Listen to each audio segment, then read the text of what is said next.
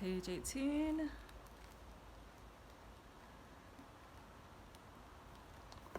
And when all dour populists are gone, we will see that the market is not so conservative in its excess, and the liberal not so tolerant in his utopian agenda for his peers. The second most bothersome Americans I have met are globalist profiteers who justify every exploitation imaginable as the inevitable wages of their market as deity. Perhaps the most offensive are very serious and usually affluent left-wing utopians who foam and grimace from their elite white enclaves, as they explain how we must all be forced to do this and that, here and now, to save some rare amphibian, inert gas, anonymous arteries, someone's lungs, or inner city child's dreams, or else.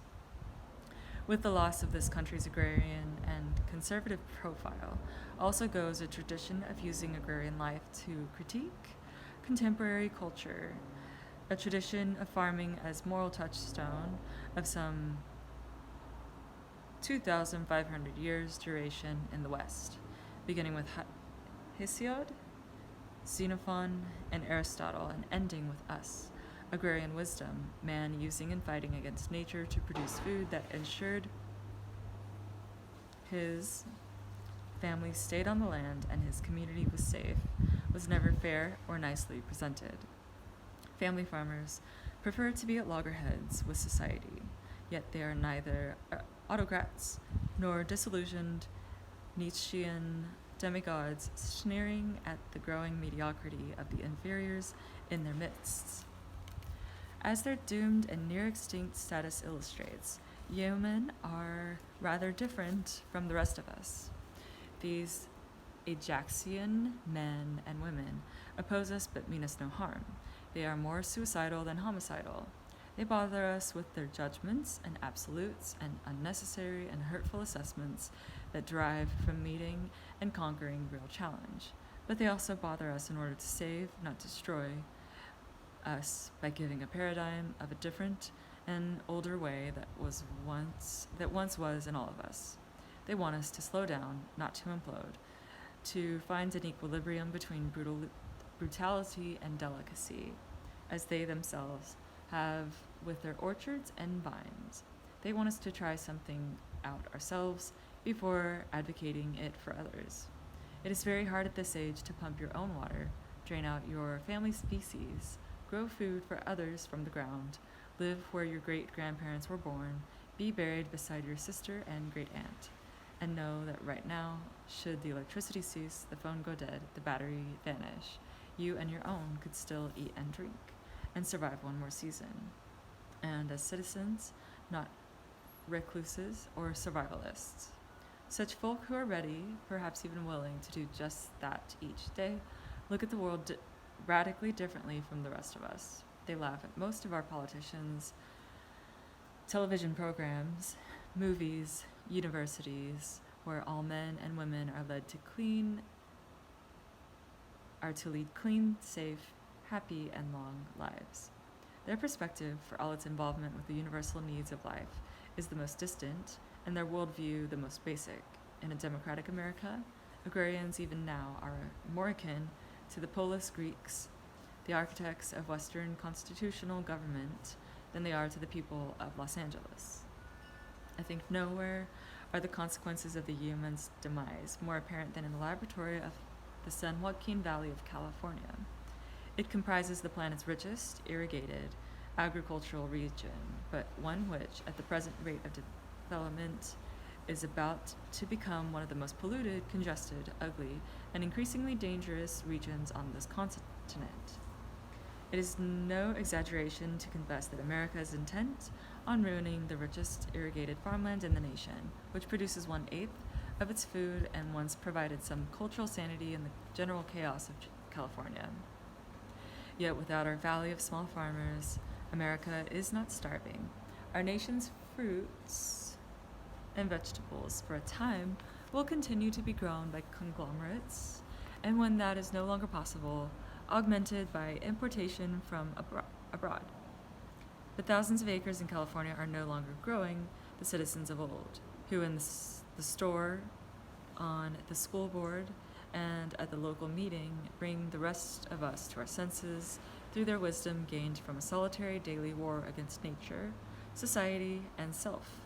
We sense that loss daily, not merely because of the greater abundance of pretty, accessible, and tasteless fruit, but through the presence of a society that is ostensibly kinder and more humane, but upon tasting is in fact soulless and without spirit.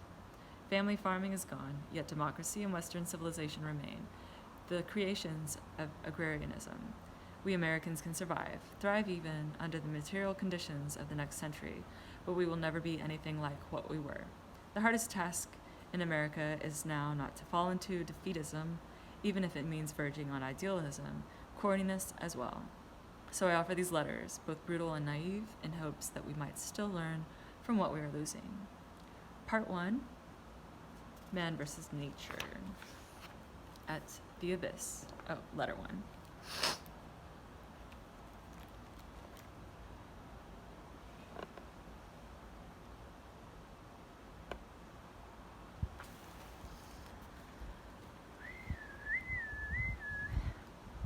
At the Abyss.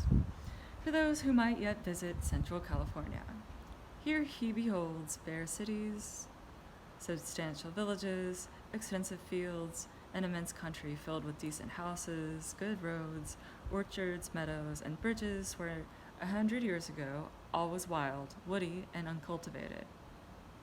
What a train of pleasant ideas this fair spectacle must suggest. It is a prospect which must inspire a good citizen with the most heartfelt pleasure. J. Hector St. John de Crevecoeur. Letters from an American Farmer. Farmers are in a dilemma. We proclaim that we don't like modernism, yet we rely on, indeed often enjoy, the technology of the age. We are going broke, but the nation at large is affluent.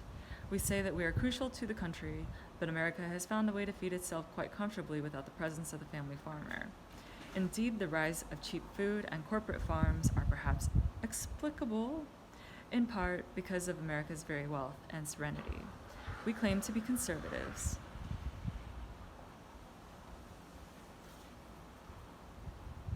But our conservatism is of habit and practice, without sympathy for the laissez-faire capitalism that rewards a chosen few who do not appear to us in the flesh as real men and women of action and daring. We are uneasy with... Okay, it's not a mosquito. We are uneasy with cities and with corporate America, not out of ideological prejudice, but simply because we feel their life is not ours. We, who embody the values that made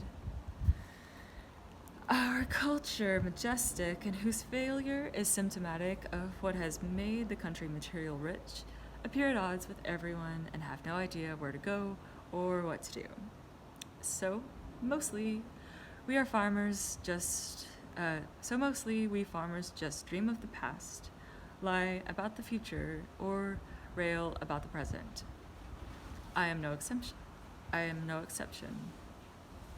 I do not think I shall leave the San Joaquin Valley of California. My children are the 6th continuous generation to live in the same house. For 120 years, from malarial ponds to Walmart, 2 miles away, some member of this family has lived on this ground in one of these 5 ramshackle farmhouses. I guess that I will end here too, like all the others, one more in a row of cement slabs in the Selma Cemetery. Courage, a friend tells me, requires me to grow up and leave, to get a better job elsewhere. Cowardice, he said, is to stay put, possum-like, as the world goes on by. But at least my credentials as a San Joaquin Valley loyalist are unimpeachable, and thus my lament over its destruction is genuine. Until just a few years ago, I argued that our valley was beautiful, not an ugly place as most believed, and so it deserved some aesthetic repute. At Santa Cruz and Stanford, I told professors to fellow students, whose valley horror stories comprise little more than car boilovers in Bakersfield or gas fill-ups on the 99 freeway in transit to Yosemite. Yosemite. That its nights were unusually warm, its sunsets far better than those on the ocean. Out of consideration, I admitted that it was also a region of praxis, not theory. Here, men and women with their labor usually paid the consequences for the ideas of distant others. No one has ever disparaged their legacy.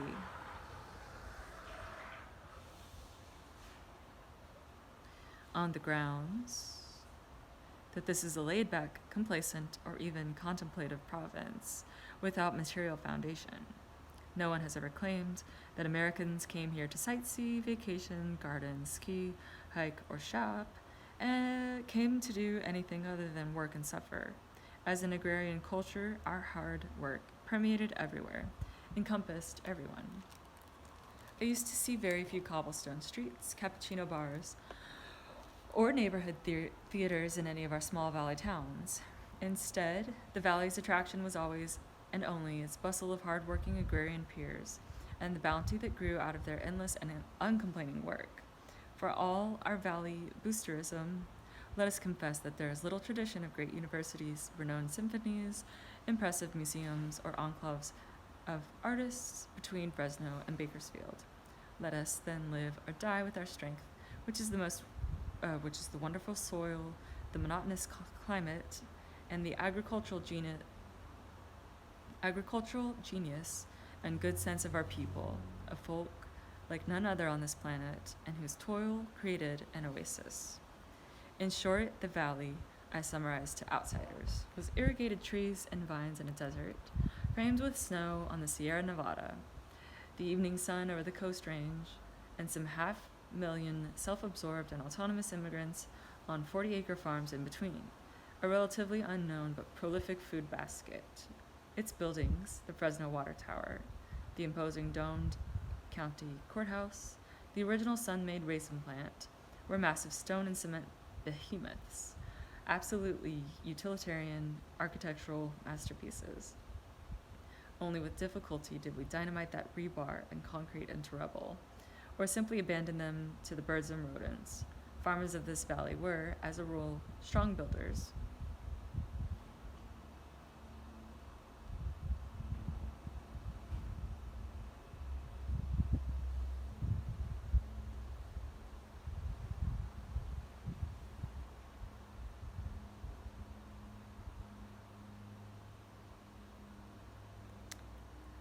Where was it? Strong builders.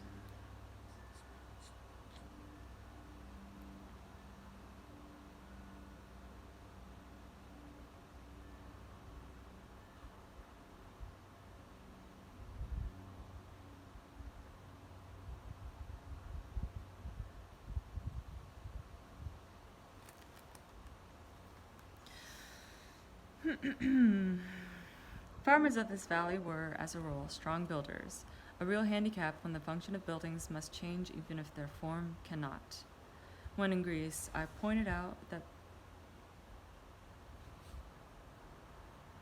Boeotia, Boeotia,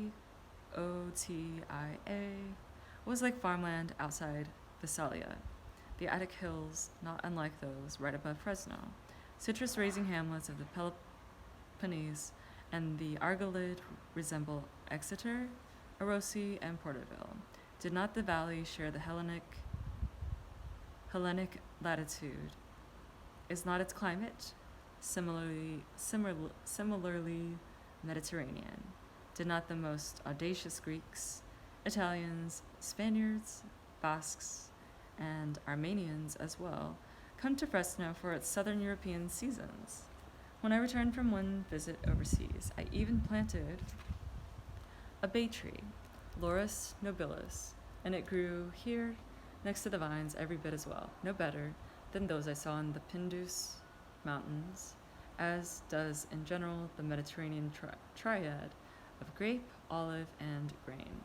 The farms of this valley, then, often match those of southern Europe, ancient and modern, and gain distinction for that stately resemblance. The farmers here are also more ingenious, far harder working than any I ever saw abroad. When the railroad opened this vast plain to homesteaders.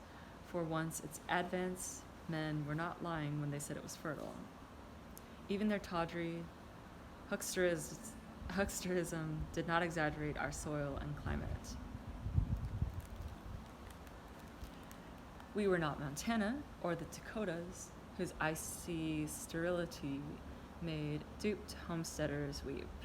Did not Steinbeck and Soroyan see some natural and human beauty here on the canvas for even their bleakest narratives? And was not such a Mediterranean climate historically the laboratory for democracy, for agrarian timocrats who met outdoors to argue, shout, and vote? In short, I thought Greece had come alive again in the central San Joaquin, not a democratic Athenian Greece, but a tough Theban Hellenism of Hesiod's and Plutarch's. But let me be more frank about what we have created here in Central California. Most of you readers would simply not like to move to this wonderful soil and climate. If you were stuck here, like most in the Valley of today, you'd say, I'm leaving when the kids are grown, or we're out of here when the transfer comes in, or if it was a choice between Tucson, Los Angeles, or Fresno, you'd have come here too. In its own way, the Valley is as unattractive as it was before man in any numbers arrived.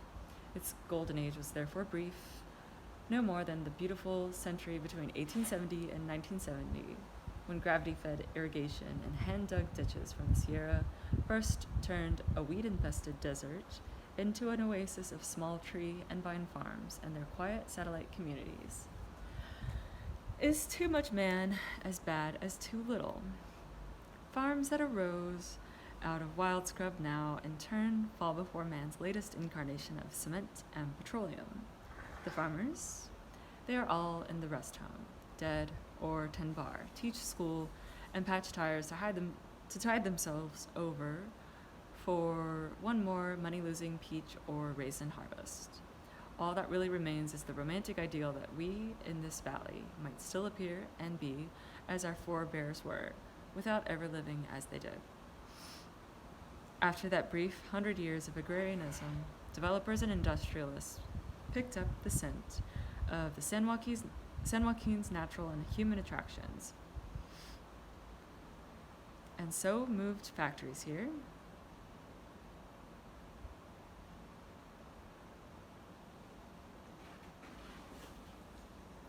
and built housing tracts by the thousands. Their ongoing bustle is now our shared legacy. Shortly, it will become our joint agrarian epitaph. I fear that we are here in the Greek's age of iron, where the brutality of life is now not softened, but rather enhanced by a landscape that is becoming wholly suburban, where it should not be so. What killed us was our success, not our failure, our fertility, not our barrenness, our beauty, not our ugliness. The farmer laments, it must be confessed, not just his own demise, but, to his shame, the material success of others as well. On a local level, we are confirming the last chapter of agrarian history: family farming, sustainable agriculture, communities of human peers, and their accompanying cargo of free speech, consensual government, and natural inquiry, unfettered by government or religion, are rare historical occurrences. Like the comet in its centuries-long parabolic orbit, these cultures appear only for a while and do so with a radiant burst. The Greek city-state, Republican Rome, 18th and 19th century Europe and America, perhaps now the spark to be rediscovered again in rural China.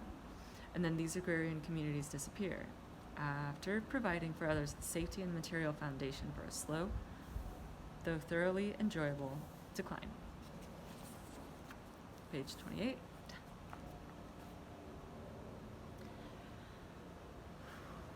In contrast, palatial bureaucracies and vast estates are civilization's drab norm, where farming is food production as part of capital exploitation. An urbanized population with a surrounding dependent countryside is the more common paradigm, with its detritus of serfdom, peasantry, A wealthy overclass and political autocracy.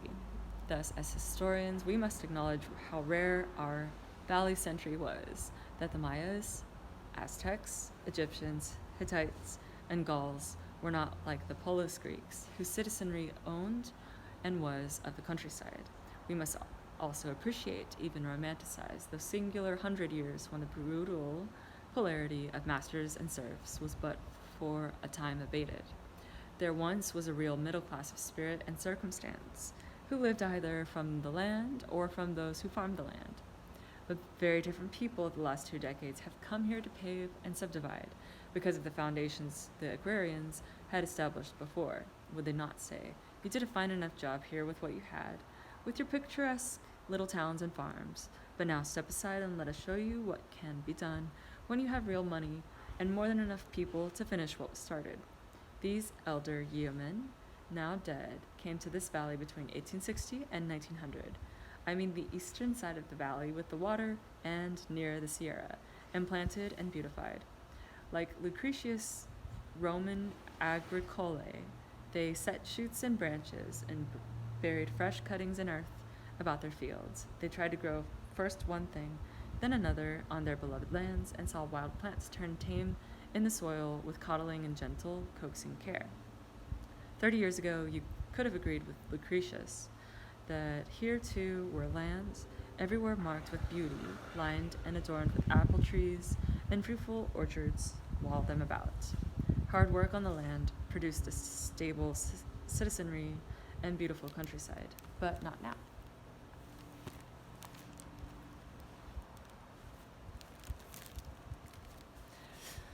In this 1900s valley, we are becoming wealthier, freer, and more numerous. The air is at once foggy and smoggy in winter. Forget our lungs, even the vine leaves burn in the ozone. My grandfather, in the last year of his life, 1976, was baffled at the scorched leaves of his vines. After brooding for days in late summer, checking the vineyard for insect damage, worried about sulfur burn, complaining about insufficient water in the ditch, he finally blurted out, "Why, I think it is the very air. It's too dirty now for those vines." Thousands of us rise at dawn, not to harrow or irrigate, but to cram Toyotas and Hondas onto the 99 freeway and pour north into Fresno, 3 lanes of bumper-to-bumper cars amid paved-over and abandoned vineyards. I, too, have joined that bellum omnium contra omnes. If in the old days we worried about the 100 or so each year infected with the valley fever, the fungus that got into the lungs and then brain of those newcomers, now the enemy is the atmosphere itself. The peril is not the trace toxic spores that floats up from the dirt. Rather, the pollens and particulates raised by agriculture combine with the industry's ozone and monoxide to create a uniquely ugly haze. It gives our people perpetual allergies and asthma. No fungicide shot into the cranium can cure it. Our air is worse than our once dreaded indigenous fungal spores. Asthmatics of Fresno say their breathing improves after a week's stay in the Los Angeles basin. Few romantic and autochthonous natives of the valley are in a race that we cannot win, between land farmed and land paved. Our ancestors beat back to the wild to give us these farms. We of a lesser breed were beaten back by new men to give them up. We battled the encroaching suburb. Our grandfathers in their youth once fought hunger and typhoid. Both of us have received $4 a box for plums.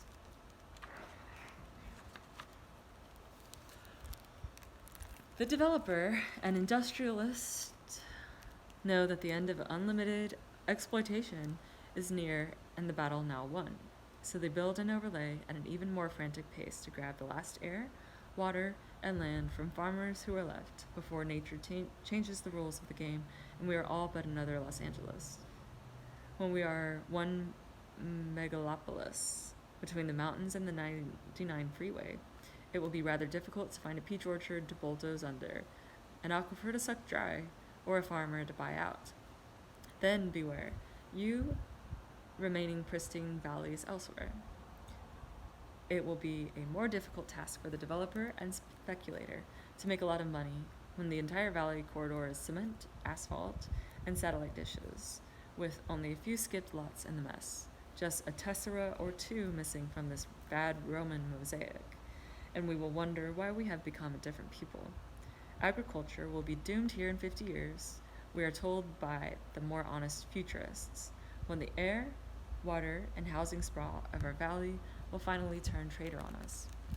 Farms that survive will be rural atolls and an unending suburban sea. After all, in the next century, we will have well over 15 million suburbanites between Sacramento and Bakersfield. In short, we who came of age in the generation between 1970 and the present, for all our energy, work, and suffering, for all those unknown and little heralded sacrifices and tragedies up on the scaffold, on the roof, and in the trench, have almost ruined in little more than 25 years what it took a century to build. And we have called that subversion a great success. And if success means the greatest number of people in the history of this valley well fed and housed, it surely is a triumph. Land that once fed millions, now houses and employs, and still feeds millions more. Give our frenzied cohort its due. There was muscle and there was sweat involved in these last 2 decades to give us our malls, fast food drive-thrus, and 3-bedroom tract houses. There is courage and there is sacrifice among those whose sinews helped to ruin this valley.